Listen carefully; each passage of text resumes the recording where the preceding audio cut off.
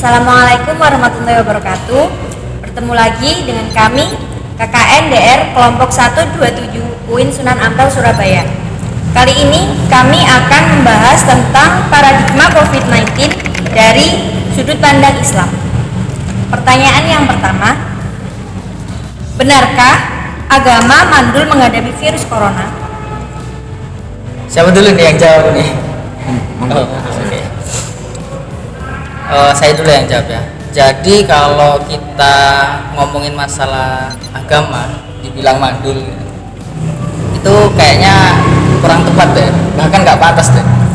Karena kan sejak dahulu kala, bahkan sebelum adanya republik, pemerintahan dan sebagainya, ketika Nabi membawa keislaman, membawa agama Islam, kan kita udah diajarkan sebenarnya bagaimana cara kita menjaga kebersihan biar kita terhindar dari sebuah penyakit dan sebagainya. Jadi saya rasa nggak pantas lah kalau diomongin agama itu mandul. Terlebih seperti yang diserukan oleh protokol kesehatan, kan kita harus tetap mencuci tangan ketika mau keluar rumah dan ketika pulang ke rumah. Itu kan juga Islam kan mengajarkan keimanan. Bahkan sampai dibuat jadi peribahasa, kan bukan peribahasa sih, kata-kata mutiara yang anadofatu minal iman, itu kan juga kebersihan sebagian dari iman. Itu kan juga kita diajarkan bahwasannya entah itu kita mau makan, mau pergi, itu kan kita harus bersih. Bahkan ketika kita mau sholat pun kan udah cuci tangan, kita wudhu pun itu berkali-kali loh. Kalau kita pikir secara logika, kalau cuci tangan 5 jari atau apa itu kan lebih hebat. Wudhu habis gini membasuh dibasuh lagi, kena air terus, itu kan jadi nggak pantas lah kalau agama itu kita bilang mandul gitu kalau menghadapi COVID. Kemudian kan apalagi ketika waktu PSBB kemarin ya, itu kan lagi viral-viralnya, lagi panas-panasnya lah masalah agama itu, sampai-sampai jadi perdebatan, sampai-sampai dalam masalah ritus itu aneh gitu. Kok takut sama COVID gitu kan, kok gini, padahal penyakit itu kuncinya hanya kita sholat, hanya kita beriman dan sebagainya. Itu kan kayak bodoh gitu ya kita masuk ke situ. Padahal Nabi Muhammad SAW dalam Sahih Bukhari atau Bukhari dan Muslim itu kan menjelaskan. Di hadis tersebut kan sudah diberitahu bahwasannya ketika kita mendengar sebuah wabah penyakit di sebuah negara, maka kita janganlah mendekatinya. Dan ketika kita sudah berada di dalamnya, kemudian ada wabah penyakit di luar kita, ya kita jangan keluar. Karena itu adalah salah satu cara kita untuk menanggulangi penyakit tersebut supaya kita tidak terkena penyakit. Salah satu dari hifdzul nafas juga kan, menjaga diri kita. Jadi orang-orang itu aneh gitu kayaknya, padahal itu Islam sudah mengkoordinir sebagus mungkin nih, tapi dibuat kayaknya nggak berguna gitu, susah juga. Ya, dalam ayat Al-Quran pun sudah dijelaskan di dalam surat Al-Baqarah ayat 195. Di situ dijelaskan bahwa kita pun dilarang untuk menjerumuskan diri terhadap hal-hal yang kebodohan, bersifat kebodohan. Seperti sekarang ini kan ya, kita dianjurkan ketika keluar kita harus pakai masker. Jangan kemudian kita, aku sehat kok, aku nggak akan kena COVID. Jangan seperti itu. Pikirkan orang lain yang ada di rumah, seperti orang tua yang lanjut usia, atau mungkin ada keluarganya yang sakit. Dengan kita keluar tanpa memakai masker, iya fisik kita memang sehat, tapi kalau sampai kita yang membawa virus itu kemudian terkena keluarga kita, akhirnya kan dampaknya kembali ke keluarga kita masing-masing kan. Jadi jangan kayak gitu loh, nggak kayak gitu. Kalau ditangkap dari perspektif lain juga, kalau tadi pertanyaan tentang soal agama, karena ini pertanyaannya adalah apakah agama mandul menghadapi corona, saya jadi ingat kemarin omongannya Gus Abran di Bambang Wetan kemarin. Jadi kurang lebih beliau tuh ngomong sains, agama, kebatinan dan segala macam model itu bukanlah penjelas dari realitas. Dia hanyalah narasi terhadap realitas. Jadi semua punya kosmosnya masing-masing. selama mereka konsisten untuk menjelaskan dunianya itu, ya kita nggak bisa menyalahkan kalau itu salah, karena toh terbukti kalau mereka memang konsisten jalannya, berarti kan toh terbukti benar seperti itu. Melihat dari kasus COVID ini yang menarasikan model COVID ini, yang menarasikan itu sains, dunia ilmu pengetahuan. Mungkin elemen seperti agama ataupun kebatinan punya kemungkinan juga untuk benar, tapi tidak cukup besar seperti yang dipunyain sains atau ilmu pengetahuan, karena ini dunianya mereka gitu. Ibarat itu udah tempatnya masing-masing lah. Kayak arsitek membangun rumah, membangun gedung dan sebagainya, kiai berdakwah, itu ada tempatnya masing-masing. Dokter untuk menyembuhkan orang. Bahkan kan Nabi kan juga pernah berkata, jika itu urusan dunia kembalikan kepada kalian kan.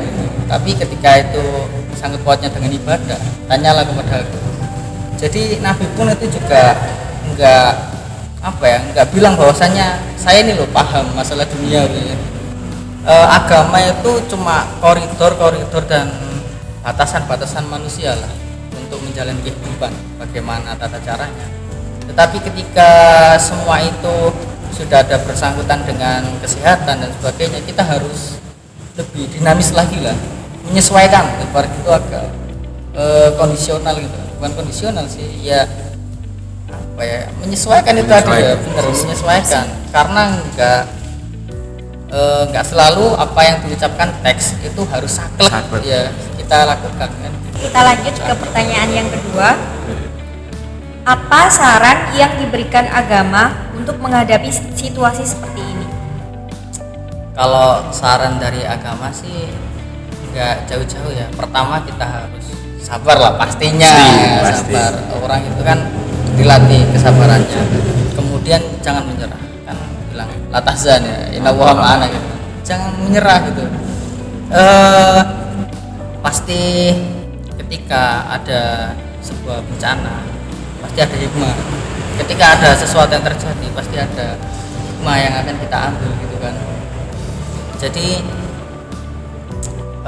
untuk memantapkan hati saja lah. Soalnya kan karena adanya pandemi seperti ini kan banyak orang yang lapangan pekerjaannya hilang, banyak di PHK gitu kan. Terus morat-marit lah ya, bahasa Jawanya gitu, morat-marit, gak karu-karuan, Semburat lah.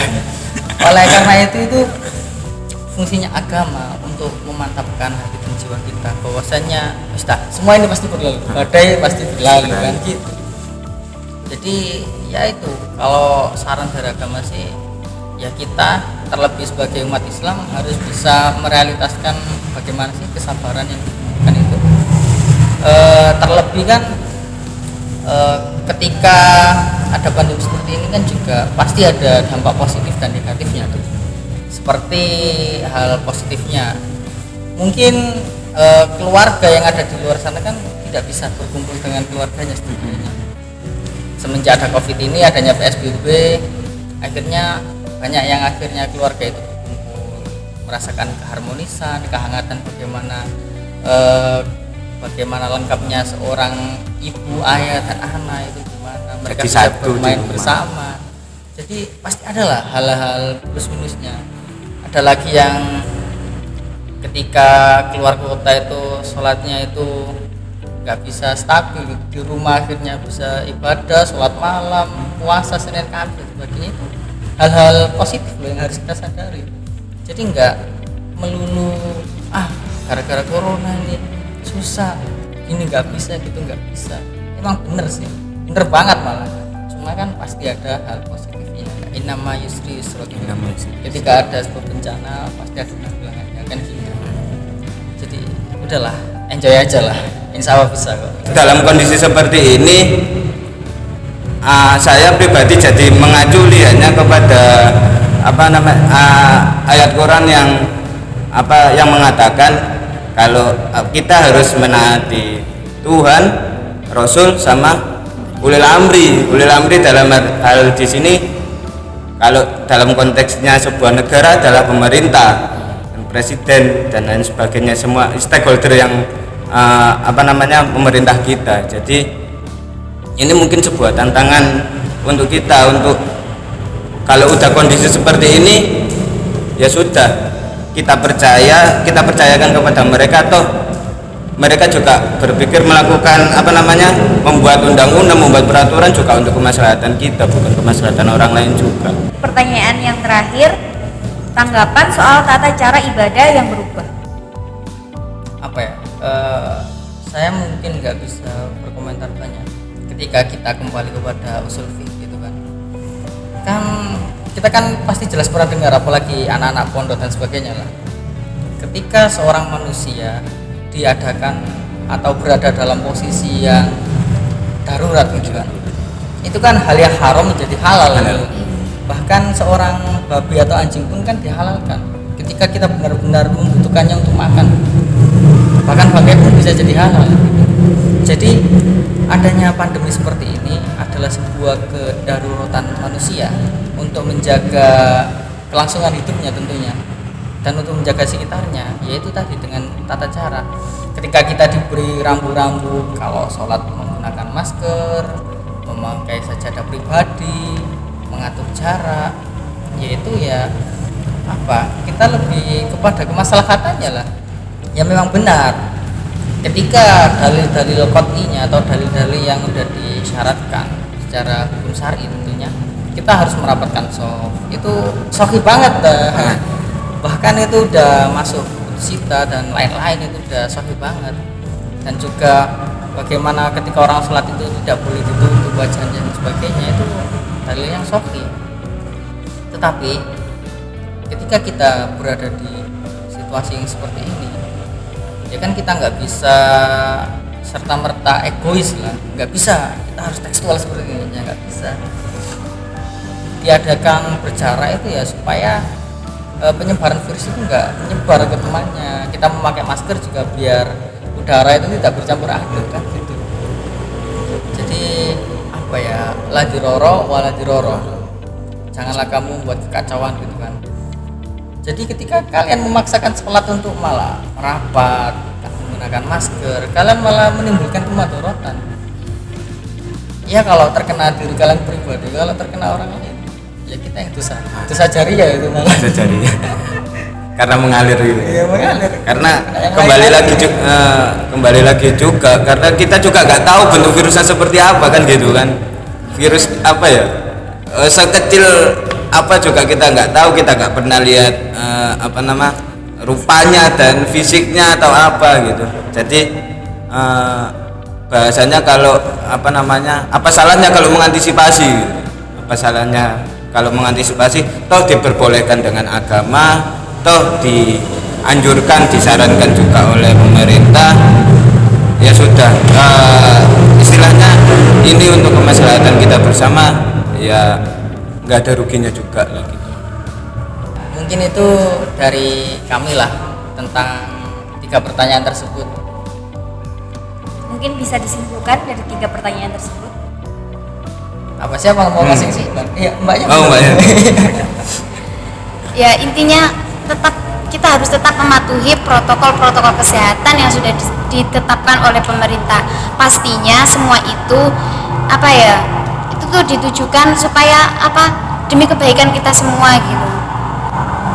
Oke, jadi untuk teman-teman kerabat yang ada di rumah, jangan lupa kita harus tetap mematuhi tata tertib pemerintah juga. Tetap menggunakan masker saat keluar rumah, mencuci tangan sebelum dan sesudah, dan membawa antiseptik pribadi. Karena semua itu untuk kemaslahatan kita. Cukup sekian dari kami. Mohon maaf bila ada salah kata. Wassalamualaikum warahmatullahi wabarakatuh.